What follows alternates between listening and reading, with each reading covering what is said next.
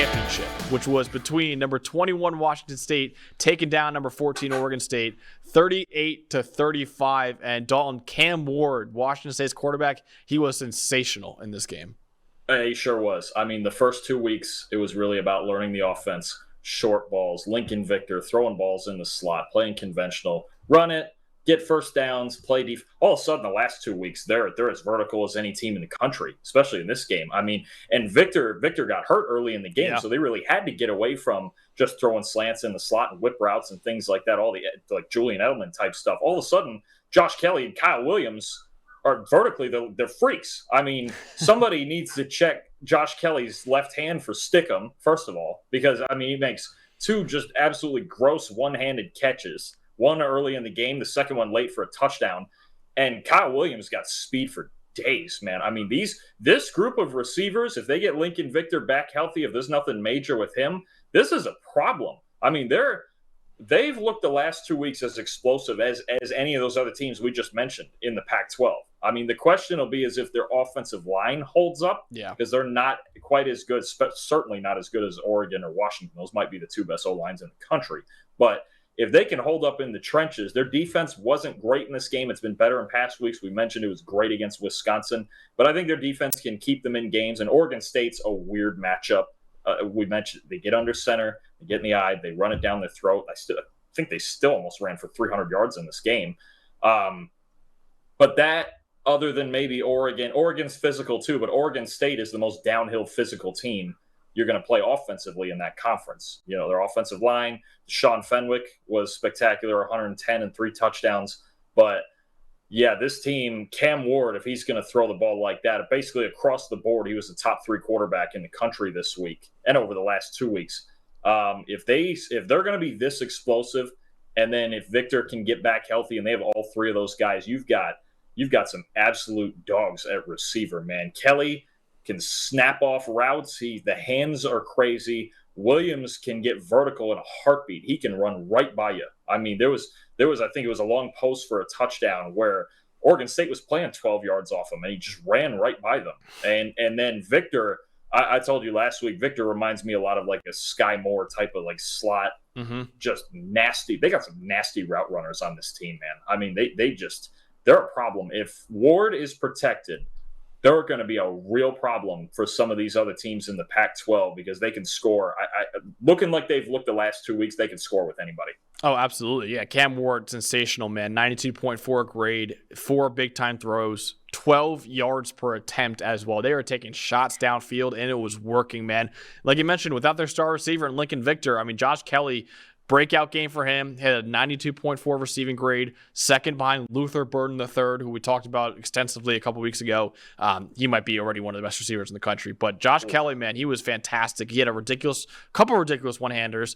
Also, one of the touchdowns he had where he was spinning out of tackles as well. He showed impressive stuff after the catch, I thought. Kyle Williams was fantastic. Those 2 receivers accounted for 79% of Washington State's passing game in this game. They were fantastic, and Oregon State's run game was really good. The problem was Oregon State fell behind, and they were down by 21 in the third quarter. They couldn't run the ball as much anymore, and DJ Uiagalelei didn't play well in this game. He had a 46% completion rate, 53% adjusted completion rate. Both of those are well below what you want to see from him. Oregon State, though, like I mentioned, the run game is important for them. They averaged 7.1 yards per carry, but the key to Washington State winning this game, in my opinion, was the fact that offense for Washington State was so explosive, was putting up points immediately. Oregon State couldn't, go to their bread and butter on offense, which is pounding the rock. They couldn't do it anymore. And all of a sudden, it turned into a game between Cam Ward and DJ Uiagalelei, and that's a battle. I'd take Cam Ward 10 times out of 10, man. So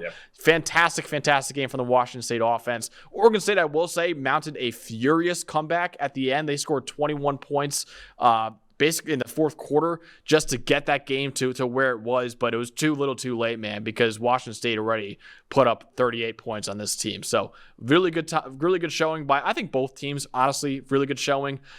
Both programs showed that they deserve to remain Power 5 programs. Now we'll see what happens to them in the coming months of what they do eventually, because like we mentioned, Pac-2 championship, these are the only 2 teams left in the Pac-12 conference after this season. Maybe they join with the Mountain West.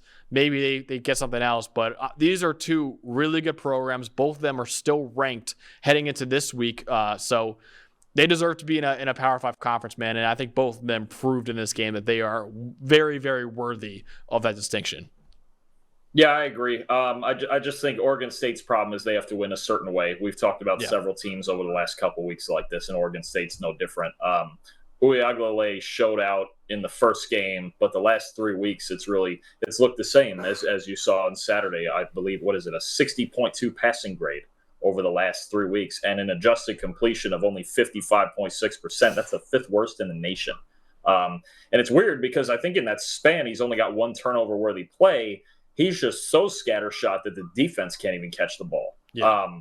The accuracy, the footwork, it's all over the place. It is, and they have to win games by hiding him. And any team that has to win games by hiding your quarterback, it gets ugly. Especially, you mentioned they fell behind. This is a team that can't fall behind. Yeah. You just can't. They cannot drop back and throw the football. They want to run it down your throat. And like you said, they ran it well in this game, but that's also because they continued to run the ball, even down 21 points early in the fourth quarter.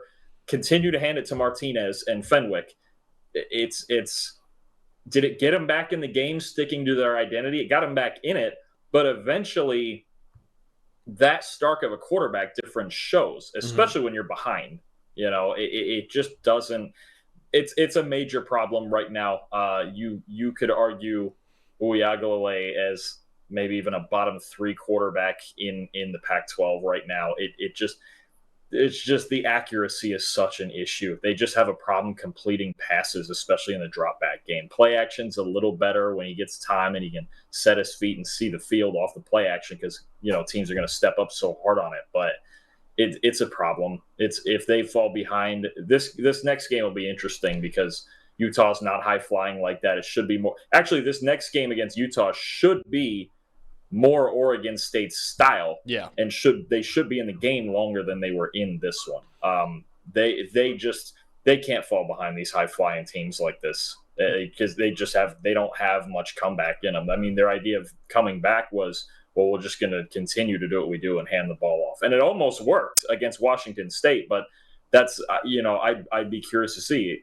We've seen it with with Utah already. You fall behind Utah, you kind of dead in the water. And it's a dangerous thing that they've got going when they fall behind in games that they don't really have an answer to come back.